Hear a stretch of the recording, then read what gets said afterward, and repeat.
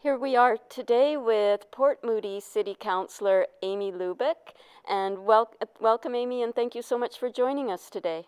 Thank you so much for having me. It's your first term, Amy, as Port Moody City Councillor. And can you start us off by just telling us what inspired you to take on such a challenging role? Well, I've been involved in the community for a number of years now in environmental and social justice initiatives, a lot of community groups. And I also have a background in environmental health and particularly around climate change resilience and how cities can do that, as well as how cities and the built environment can impact mental health. And with that comes a lens of equity. So how are different groups more marginalized or more taken into account when we build our communities?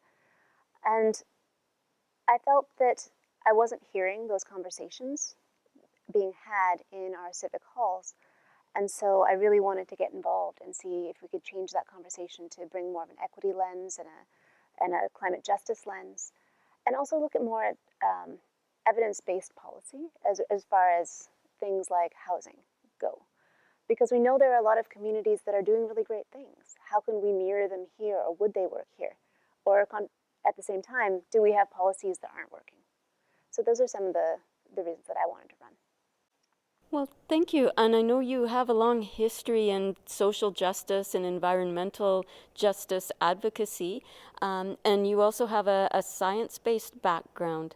So can you tell us just a little bit, I think you told us some already, but can you just expand a little bit on how your background really does affect the decisions that you make on day-to-day on City Council? For sure. Well, coming from a research background, whenever we have a new report or new policy, I always want to do a deep dive into what is the evidence behind that.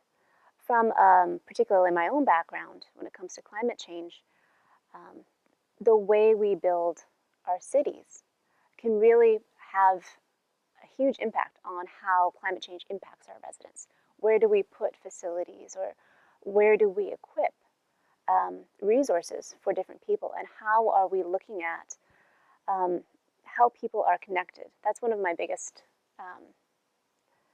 passions, is how are we connecting people to each other? Because the way we build the physical structures is really important, but also how do we, like us here, if I know that you have an elderly mom, during an extreme heat wave, I can go, if I know you and we are close as neighbors, I can go and check, and how's your mom doing? Do you need some help?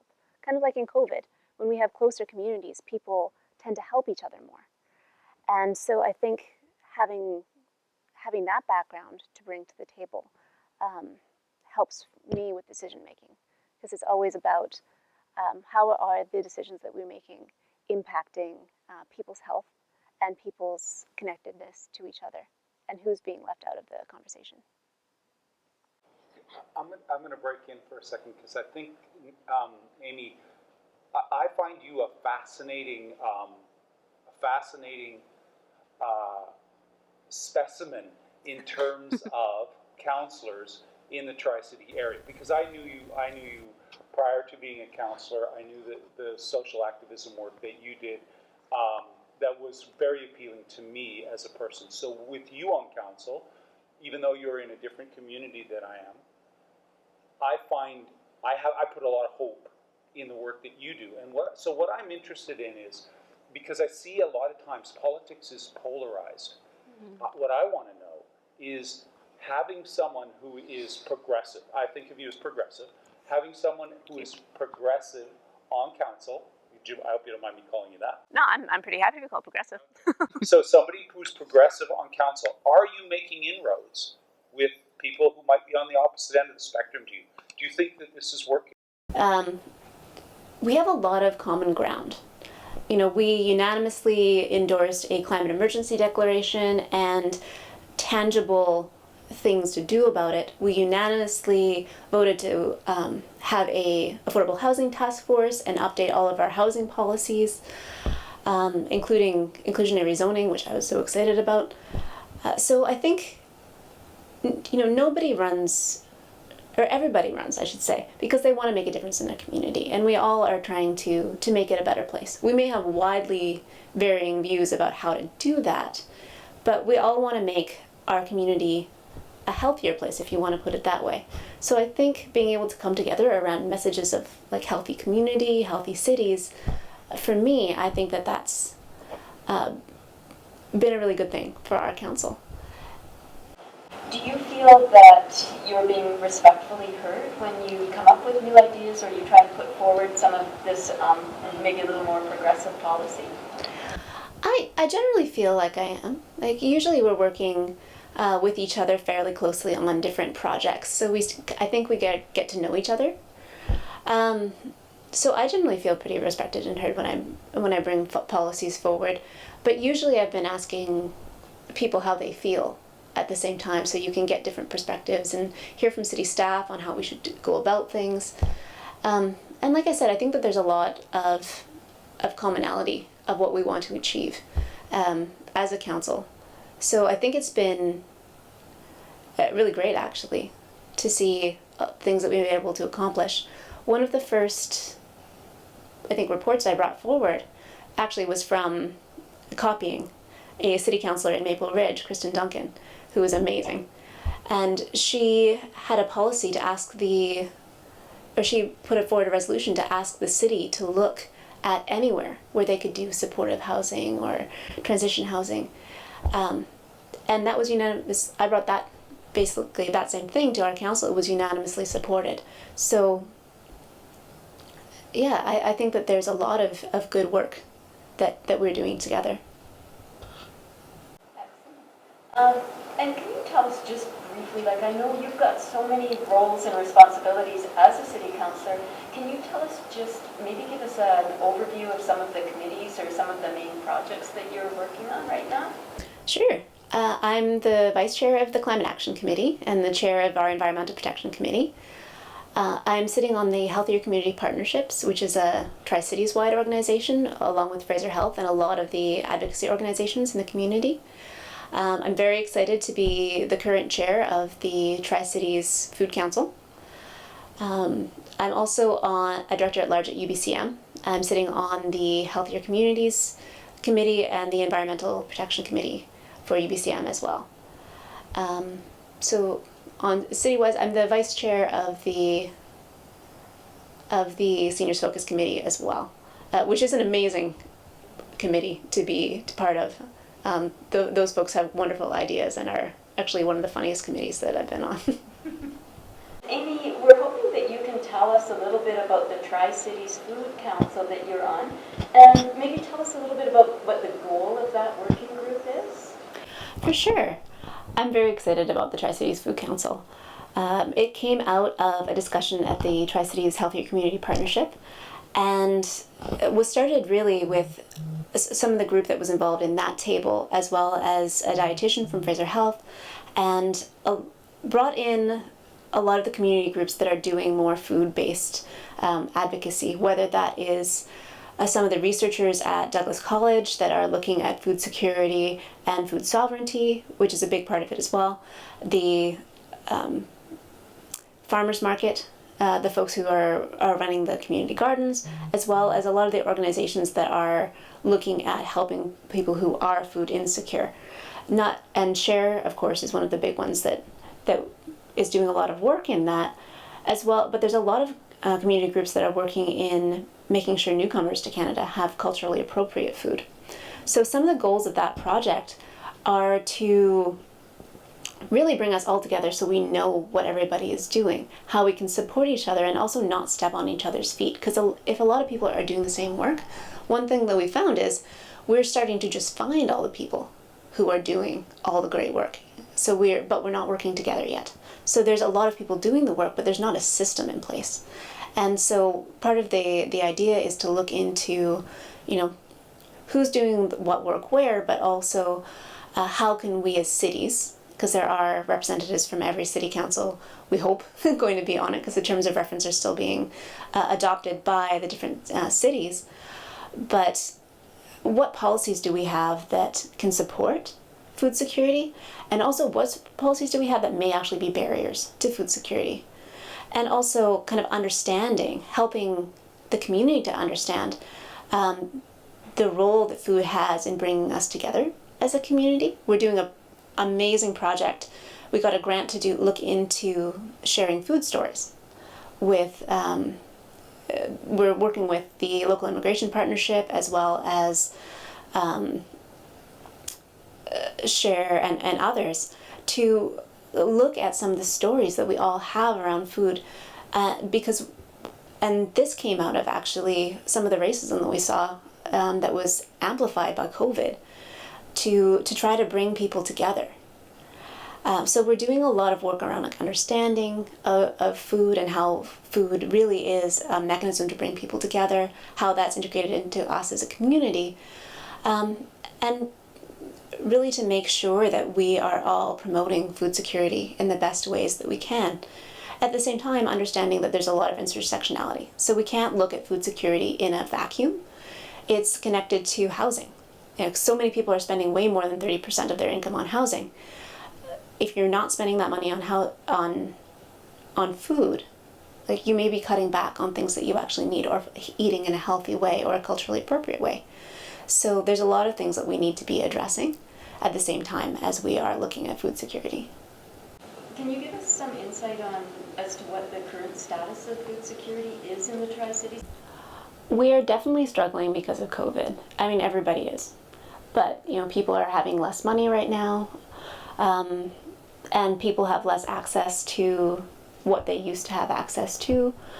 And that's happening all over BC. We know that numbers-wise.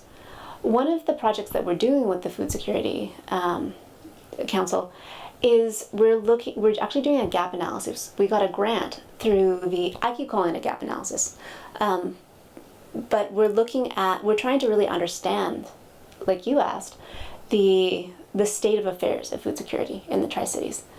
We want so badly to take action, but we really need to understand where we're at. So we got a grant through the poverty reduction stream through the Union of BC Municipalities. And we got sign-on from Port Coquitlam, Port Moody, and Anmore. And Belcarre is now part of the Food Security Committee, or the Food Security Committee. But we're looking at really trying to understand, like, what is the state of food security? What are the barriers? What are people experiencing? And really trying to actually work with groups that are experiencing food insecurity, people with lived experience. So, you know, it's not an academic top-down. There's going to be a lot of academic work, but it's not going to be top-down. We want to really understand how people are experiencing food security or food insecurity and what we can do about that. So I guess that's a very long-winded way of saying we're not 100% sure, but we have a plan on how to understand. And once we understand, then we'll be able to put in place policies and hopefully practices that will help food security in the Tri-Cities. What is the appetite in the Tri-Cities to work towards creating food security here within a 100-mile radius or within our own borders? Because we have lands that are part of the agricultural reserve. There is, hopefully that will be something that comes out of this working group this gap analysis that we're doing. And I think there's going to be a lot of room for advocacy around like 100-mile or promoting food growth in the Tri-Cities. Port Moody has very little, if any, land in the agricultural land reserve. So that would have to be advocacy on a Tri-Cities wide basis. Yeah. But it's something that I would love to see. And I think one of the things that we need to understand is, you know, some of the policies around development. Because everything, unfortunately, is classified, you know, people want to develop at highest and best use. And highest and best use is, for me, a bit of a misnomer, if I'm going to be really political here, because highest and best use is often like, how tall can your tower be? But it doesn't take into account, like, how does this address food security? How does this address homelessness?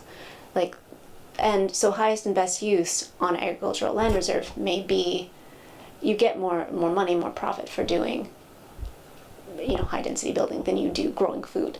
And I think that that's something that we really need to address. That's also a provincial thing. So unfortunately, sometimes we don't have as much power at a municipal level to do all the things that we would want to do. So that may be something that we need to advocate for. Regardless that you could make more money on agricultural land by building a high-rise apartment building, regardless of that, we are seeing right now with the border closures and the difficulties of trucks going across the border, we're seeing less product coming across Canada, from what I understand. And if something was to exacerbate that, or some kind of worse pandemic came along, we could be put in a hole by not holding on to that land. Would that not be true?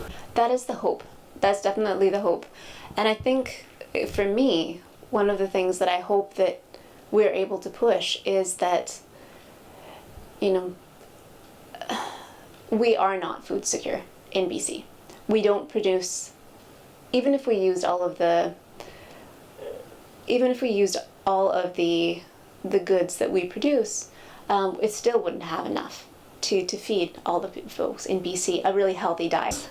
We also have this lovely building in Port Moody, the Burrard Thermal, that would have been able to take any electricity load that we would have needed if we'd actually needed it, but the BCUC did not conclude that we will actually need it. That's another story, but Port Moody did advocate for using that instead of building the Site C dam. But I was going to just bring up that we know we're in a changing climate. Like, that's indisputable.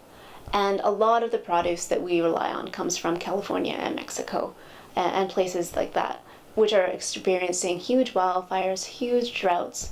And we need to be moving towards self-sufficiency in BC because of part of that changing climate. At the same time, one of the goals of this food security table is to look at social justice aspects of the food system, and we are relying a lot on foreign workers who are not treated as well here. So, I don't know that we're going to get into all of that, but I think it's important to just remember that our food system, again, can't just be looked at in a silo. We have to really be looking at the social justice issues that are tied to food security. What can your constituents do to help push this or promote this? I'm hoping that comes out of really tangible things come out. At the same time, one of the goals, and I think one of the biggest roles of any municipal council or any municipal council, is to be listening to the community. So if people have really good ideas, sending an email to a councillor that is passionate about that or will have sympathy to that, they can really drive it forward. And that's really our role, is to make sure that people are being heard and that good ideas that come from the community come forward. Also appearing at, doing a delegation or calling in to a city council meeting, those all make a big impact on the community, on the city council, on decisions that we make, because especially when, I would say, people's ideas and interests and even point of view are different from our own. It's an eye-opening and hopefully mind-opening experience. So I think that, sending in letters or calling in to your city council, doing delegation if you have a really good idea, can really actually make a difference. And as this is your first term on city council, and one thing that we do with We've Got Issues with everybody that we talk about respectful workplace. And if you could please just share with us a little bit about how your experience has been so far as city councillor with respect to, do you feel that you're being heard on council? I generally feel like I'm being heard in a respectful way. I still feel there's a lot of work that we need to do as a whole, as a council, to get better at listening to each other. Sometimes we can be polarizing when we disagree, and I don't think that we have to. I think sometimes we forget that everyone is trying to make change in a good way, even if it's not the way that we would like to see that change happen. And I think that I shouldn't say most city councils, I can't speak for everybody, but I think that there's a lot of work that needs to be done around really figuring out how to talk to each other in a respectful manner and kind of understand where other people are coming from. And sometimes we unfortunately bring things from the outside into city council. If you're having a really bad day and something happens, and it's like any workplace. Sometimes it's hard to segregate yourself from the day you've had or from other things that are going on. But I think it's really important to really look into how we're building alliances. Like, we don't always have to agree. There are people on city council that we disagree more than we agree, and others folks that we agree more, but sometimes disagree like cats and dogs.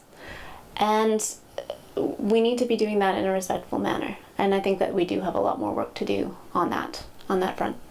When you have a new idea that you want to bring forward, and you know that maybe it differs from what some of the others think, are you comfortable still in bringing that forward, and do you feel open and free that you can bring up these ideas? I do. And I think that it's important that we all do feel like we can. Sometimes ideas come forward and it may not go forward in the way that I was hoping that it would, but it will go forward in a different way because we are able to bring different experiences around how should we do this thing. In the beginning of the term, I brought forward a motion to develop a renoviction bylaw for Port Moody, as well as a standards of rental maintenance bylaw. And we had a lot of back and forth about that. And it ended up being part of revamping or renewing our affordable housing task force, which the city had in the previous council but disbanded for whatever reason. And so, at least in my head, that was part of the impetus for getting that committee running again. And we were able to actually tackle a lot more issues. So I think that in general, I feel pretty comfortable bringing things forward. Whether we always go forward in the way that I hope we will, doesn't necessarily always happen, but something will usually go forward if we are committed to working together. How do you lower that temperature so that you can make sure that you can bring up with somebody who, again, who might be on the other end of the spectrum, will listen to what you have to say? I think one of the hardest things to do and the easiest things to say is that we need to be listening. Sometimes there's a wonderful book called I'm Right and You're an Idiot, The Toxic State of Public Discourse. And it's about how once we start talking, when we get so passionate, we kind of forget that we can trigger someone else. And when people get activated, we stop wanting to listen to each other. We're just like, you disagree, I disagree. We're just not going to be able to agree. But if we're really listening to why people disagree, it may not be that they're completely against your idea. They're against how you're going to go about it, or they don't think that particular thing is going to be the panacea for what we're trying to accomplish. But they have another idea, and it will get you to the same goal. Finding that common ground to start from. Yeah, and I think actively listening is one of the biggest things that we can do, which is really hard for humans, I think, because we get so passionate. It's hard to shut that down and be like, nope, my ears are open. Just because you didn't like my idea doesn't mean you're calling me an idiot, doesn't mean that you are saying that I'm, completely out of left field. I'm always out of left field, but that's just me. But, we need to be really actively listening to find that common ground. And I really admire leaders that can do that can say, oh, what I'm hearing is the council wants to do this. So it's not quite that, but if we vote down whatever's on the table, we do this thing instead, this could potentially be effective. So I really respect leaders that can do that. If you could just talk to us a little bit about what you would like to do as city councillor to support your constituents in the city through COVID recovery? I think I might actually want to maybe shine a light on another community organization that's doing the really good work when it comes to COVID support. One of the things that COVID has brought up, as I know you know, is really shining a light on the inequities in our society, the holes in our social safety net, and also understanding that people of color and Indigenous people have felt the effects of COVID more than others, and low-income folks as well. The TriCities Local Immigration Partnership is doing some really good work around trying to decrease, really address the roots of racism in our community.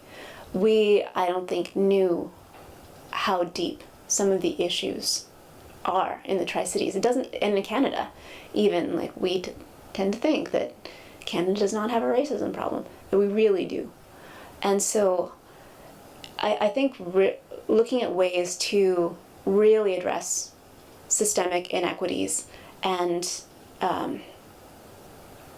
inequities based in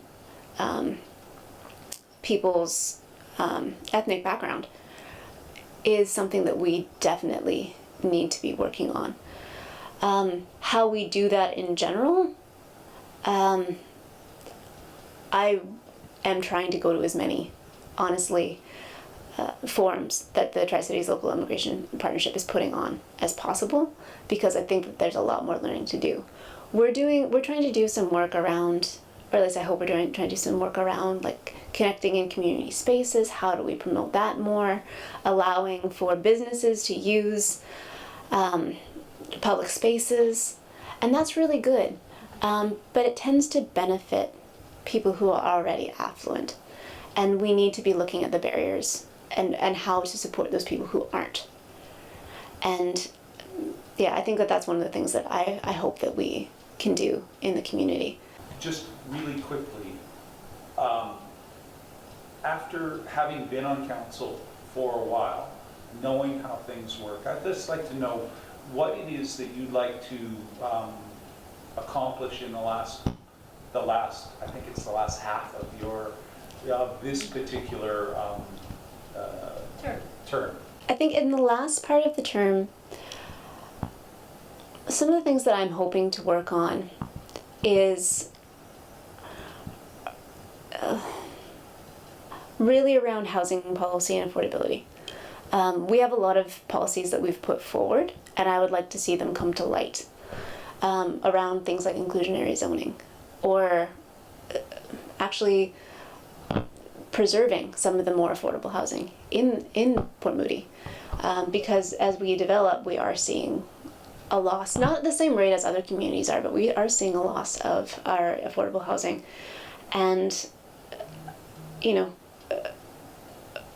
there's so much that goes along with that. People who have to leave our community lose their social support networks. That's a huge cost on mental health.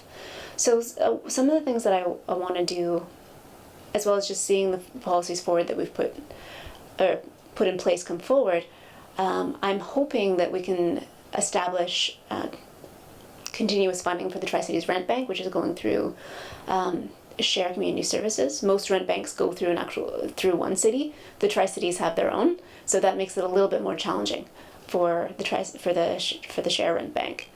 I'm also working on a project that looks at, just to actually bring forward the suggestion to our design committee around having social and mental wellness design guidelines for new buildings. Because some of the ways that, that buildings are built whether it's, you know, the width of the corridors or the connection spaces, really do affect people's mental health, as well as, you know, in this pandemic time, making sure people are far enough away from each other and have escape spaces. And we don't really have that in Port Moody, but we talk about it a lot. And so I'd really like to be able to get our advisory design panel to do a deep dive into the literature, and because they are experts, and come up with this some sort of guideline for new buildings in the area. And again, it brings up the inequity, who has access to those spaces, does everyone? So there's a lot of questions, and I think it's a really interesting area to explore further. I hope so. It's definitely one of my passions, but it comes from that geeky academic place. I think that that's good to have geeky academic places informing councils and cities. So I'd like to thank you so much for being here. Thank you so much for having me. I've really enjoyed our conversation. Thank you.